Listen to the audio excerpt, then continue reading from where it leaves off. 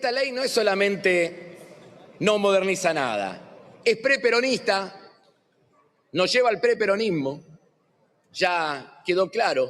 Ayer se decía, es pre-irigoyenista, nos lleva atrás de la jornada de 8 horas impulsada por el gobierno radical. Lo dijo Jorge Tayana, es pre-rerum novarum, es previo a la doctrina social de la Iglesia, base del pensamiento filosófico también del justicialismo. Bueno, muy bien, mucha gente en el piso se siguen acomodando. Voy a hacer el comentario editorial. Hoy el programa va antes, como todos los viernes, y está vinculado con lo que sucedió ayer y durante esta madrugada en la Cámara de Diputados, pero lo que viene sucediendo básicamente en el Congreso y en la ciudadanía. Ayer me detuve y le puse particular atención a los discursos de muchos dirigentes de Unión por la Patria, que me resultaron interesantes. Y voy a tratar de argumentar por qué me resultaron interesantes. Germán Martínez plantea dos cuestiones centrales. En un momento, dice Germán Martínez, que muchos de los derechos que se conquistaron durante el radicalismo se pueden echar para atrás. Es decir, ya no nos dice Germán Martínez, Perón le dio todos los derechos a los trabajadores. Se habla de Irigoyen, habla de Alvear. Es decir, comienza el aporte a la verdad y se cae y se pega un golpe contra el piso la mentira y el relato que durante tantos años nos impusieron. Esto lo dice Germán Martínez, un hombre del peronismo, no lo digo yo. Dice también Germán Martínez, y lo acabamos de escuchar, jefe del bloque de Unión por la Patria, algo súper interesante, y plantea que la reforma es preperonista. Yo lo estaba mirando en casa y digo, che, se está poniendo bueno esto. Cuando dijo eso digo, la miércoles, entonces la voto. Dice, es preperonista. Y le termina dando la razón al gobierno, porque esto tiene mucho de batalla cultural. El gobierno, este modelo político, esta lógica, abraza la idea de que el apogeo de la Argentina fue antes del peronismo. Aunque este no es un gobierno gorila. Pero fue antes del peronismo. Habla y remarca, sobre todo, las virtudes de la generación del 80. No habla de Irigoyen, no habla de Perón. Sitúa el apogeo de la Argentina en ese lugar. Después vino Irigoyen, después vino Perón y rompieron todo. Esto es un poco la simplificación de lo que plantea este gobierno. Y ayer, Germán Martínez dice, esto es preperonista. Yo digo, bueno, buenísimo entonces. Va a ser mejor, porque es lo que plantea el gobierno, que antes del peronismo la Argentina le iba bien y después del peronismo le iba mal. Además, nos dice Martínez que el derecho de la jornada de 8 horas no es del peronismo, lo cual es cierto, que antecede al peronismo. Menciona Alvear, radical liberal, y menciona Irigoyen, radical progresista, digamos. Disculpen la categorización. Dice también Máximo Kirchner, con mucha atención esto, en un discurso bien interesante, escuchen lo que dice Kirchner de los trabajadores. Dale, ponele. Yo no voy a votar esta ley en contra por Néstor, por Cristina, por Perón o por Evita. No la voy a votar porque creo que todos los trabajadores o trabajadoras sean peronistas. Está demostrado que no. La voy a votar en contra porque quiero una sociedad donde realmente los que nos sigan a nosotros puedan realizarse. Otro año de realidad muy interesante. Máximo Kirchner, que hasta hace 20 días era presidente del PJ, partido del peronismo, dice los trabajadores no son peronistas. Lo dice Máximo Kirchner, no lo dice Trebuch, no lo dice el gorila de Diego Recalde.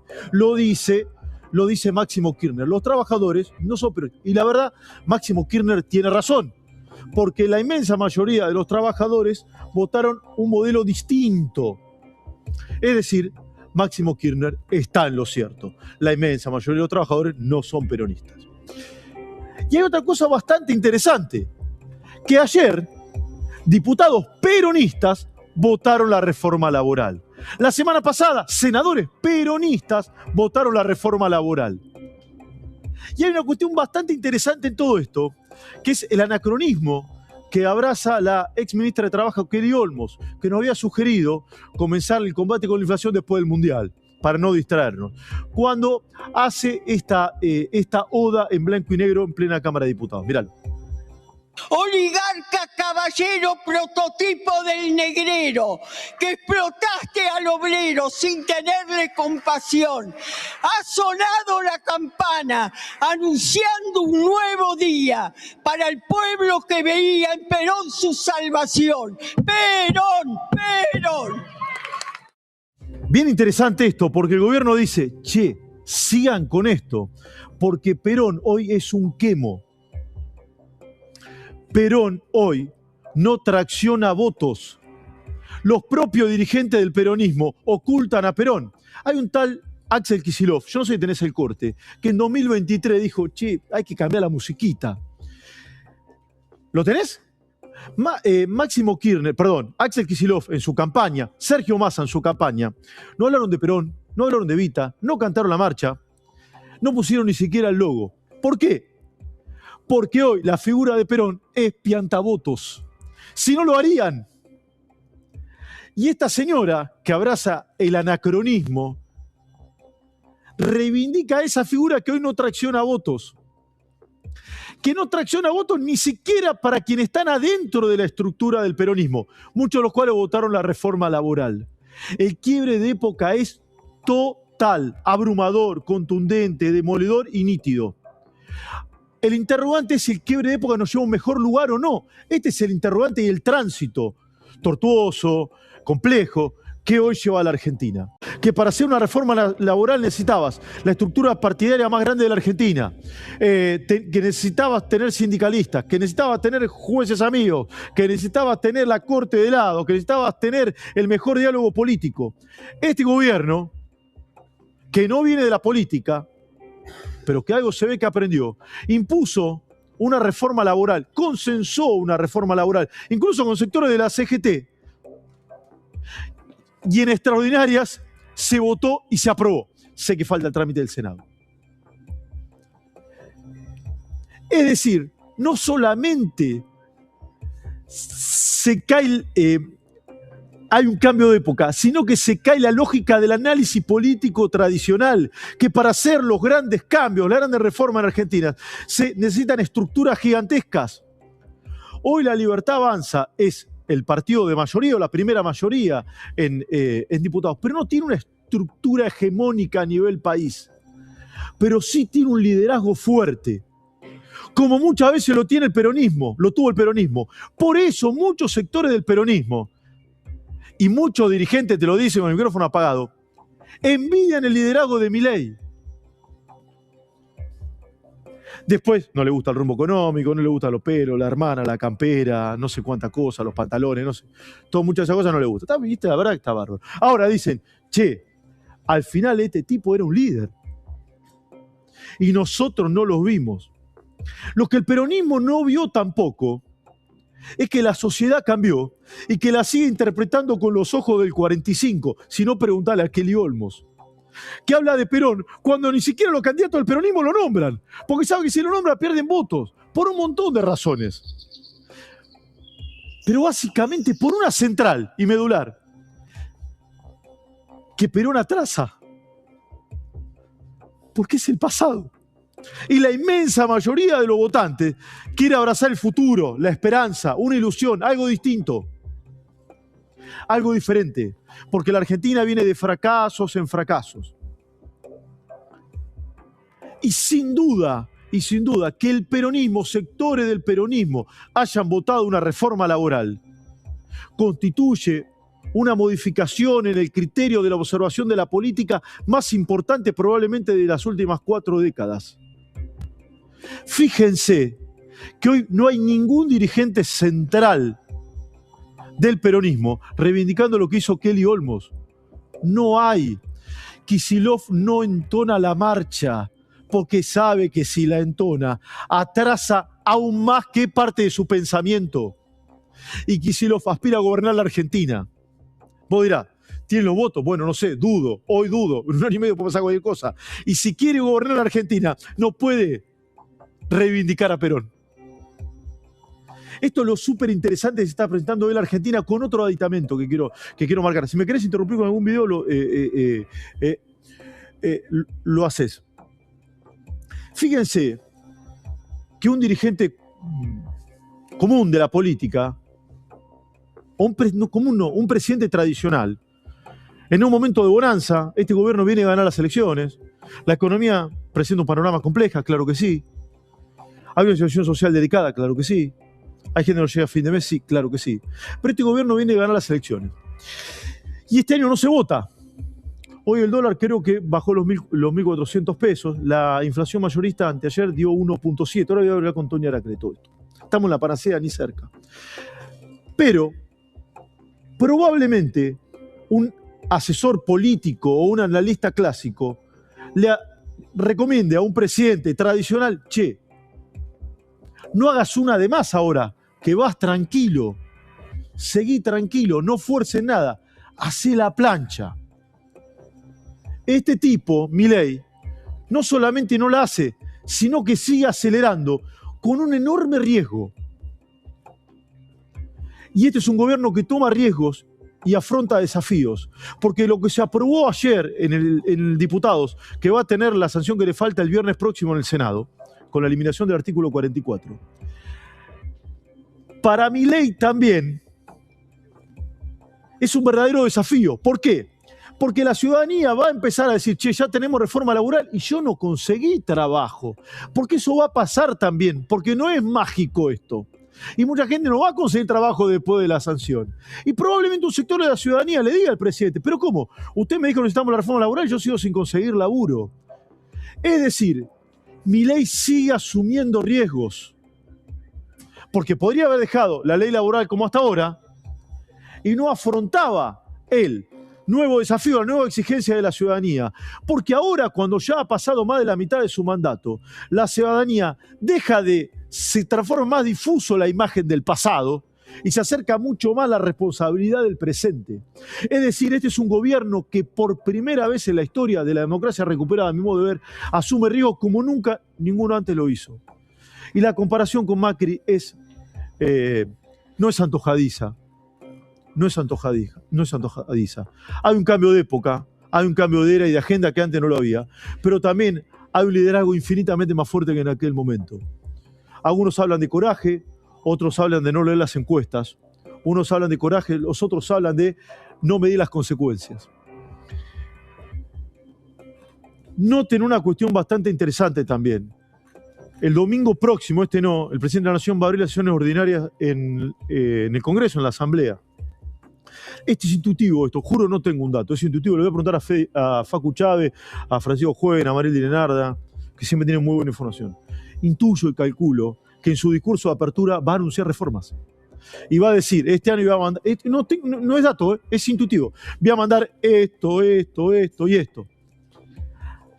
Y frente a todo eso también, la exigencia de la ciudadanía hacia el gobierno va a crecer. Probablemente una sola le digan, che, andate acá que va bien, que con esto ganás, no hagas una de más. El tema también, que enfrente el gobierno tiene a la peor oposición de la historia. Hoy me lo decía un dirigente del peronismo, che, pelado, ¿sabes lo que pasa? Somos horribles. Y si no, mirá lo de Recalde. Cuando usted era ministra de Trabajo, el desempleo más alto de la historia argentina. Ese desastre vinimos a arreglar los peronistas. Y este desastre lo vamos a venir a arreglar otra vez. Muchas gracias. Bueno, si ganan las elecciones lo arreglarán. Es otra cuestión bastante interesante, que hoy hay un gobierno contestatario. Te dicen, vos sos un pelo duro.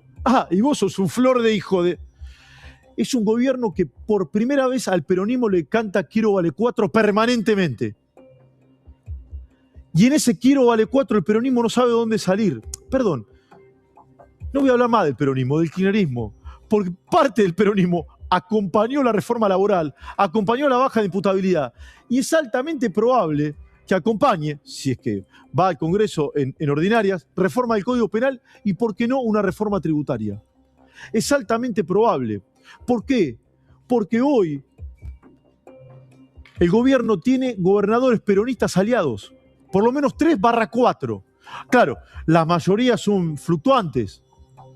Y los 135 votos que consiguió durante esta madrugada, capaz que en un menos los consiga. Esto es muy cambiante. Esta es la foto. Pero la película muestra con nitidez de que el único rival que tiene el gobierno es el día a día. El gobierno no tiene ninguna figura para confrontar, no tiene absolutamente a nadie. Su rival es el día a día. Lo cambio de otra manera, el bolsillo de la gente que labura. Que la inflación no apriete, que el sueldo permita llegar a fin de mes. Ese es el tema. Si el gobierno logra domar el día a día,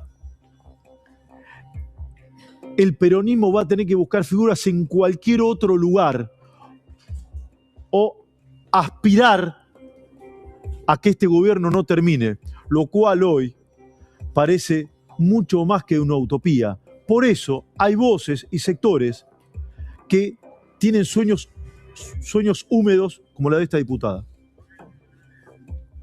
Y nunca había pasado algo así, ni siquiera en la dictadura. ¿Por qué decís que es más grave que en la dictadura? Porque la dictadura hizo una reforma a la ley Centeno. Sí. Recuerden Centeno, que además fue asesinado. Centeno en 1974 hizo el último cambio a la ley de contrato de trabajo. Cuando asume la dictadura cívico-militar en 1976, se hacen modificaciones a la ley de contrato de trabajo. Es una modificación importante. No hacen esto. No es tan grave. No hacen esto. No. Lo que pasó ayer no lo hizo la dictadura. No fragmenta la negociación colectiva, no pone banco de horas, no limita. Otra cuestión interesante, ¿sí? que se contrasta con la realidad permanentemente. El kirchnerismo tiene un problema con la verdad, tiene un problema con la realidad. Este gobierno puede ser el mejor o el peor. Cuando termine veremos. Cuando termine veremos. Hasta ahora el peor es el de Alberto Fernández, dicho por el propio peronismo. Vamos a ver cuando termine este. Este gobierno elaboró un proyecto, lo discutió con la CGT. No hay duda que la CGT propuso cambios y se introdujeron cuota sindical, entre otras cuestiones, a mi modo de ver, muy observables y muy cuestionables. Es decir, dialogó y envió el proyecto al Congreso, donde está representado el pueblo de las provincias en la Cámara de Diputados y las provincias en el Senado. Es decir, el pueblo nacional argentino está representado en el Congreso. Parece una clase de educación cívica de la primaria, pero quizá la diputada Estrada no la leyó o no la sabe. Y en el Congreso, en su mayoría, primero el Senado y después el diputado, votaron la reforma. ¿Dónde está el autoritarismo? ¿Dónde está la dictadura? ¿En qué lugar? Hablan de cuestiones que no existen. Siguen abrazando lugares comunes que los han llevado al fracaso, porque esta reforma laboral, perfectible, que probablemente tenga falencias, que indudablemente debe tener falencias, el kirchnerismo, en vez de tratar de mejorar esas cuestiones, abrazó permanentemente el lugar común. Te esclavizan, te quedas sin vacaciones, vas a tener que trabajar 3 veces más, no te pagan las horas extras. Es decir, en vez de hacer cuestionamientos precisos a lugares en los que es atinado observar y modificar, fue a la fácil, al lugar común, a la campaña del miedo. No se dieron cuenta que la campaña del miedo fracasó en 2023 y acaba de fracasar ahora. Claro, es más fácil la campaña del miedo que leer un expediente. Es más fácil la campaña del miedo que incluso preguntarle a la inteligencia artificial cuántos artículos tiene el proyecto. Porque se ve que hay muchos diputados que ni siquiera lo leyeron, porque plantearon cosas en el recinto que ni siquiera suceden en la letra del proyecto. ¿Qué va a hacer Milei ahora en más con esta ley laboral? Primero, aspirar al gobierno que no se judicialice. Bueno, primero que se sancione el viernes, ¿no? Y después que no se judicialice. El kirchnerismo ya dijo que la va a judicializar. Va a buscar todas las vías para judicializarla. El tema central es que el peronismo, más allá de la judicialización y las trabas que pueda encontrar en la ley laboral, no tiene nada que proponer más allá que anhelar el fracaso de Milei. Noten que ayer los diputados Rossi, Martínez, Estrada, entre otros que escuché, en algunos discursos que a mí me son interesantes, plantean algo que todo esto va a fracasar. Que no se va a conseguir más laburo, que todas las fábricas se van a quebrar, que va a suceder una verdadera tragedia. Yo pensaba, si esto va a fracasar, malo para el país, pero probablemente bueno para estos diputados, porque van a ganar las elecciones que vienen. Porque además la política tiene mucho de egoísmo y de mezquindad. Porque muchos de estos diputados no quieren que le vaya bien al país. Quieren que le vaya bien a sus ideas. Y no toleran que la Argentina hoy se haya transformado en un país que que ya consideró que el peronismo es un movimiento cultural, pero que es parte del pasado. Y que prácticamente ya no tiene argumentos. Hoy, el peronismo votó la reforma laboral. Mal que les pesa mucho. Y tiene mucho más de nostalgia que de futuro. Salvo que cambien a la inmensa mayoría de sus dirigentes. Por eso hay un quiebre de época en Argentina.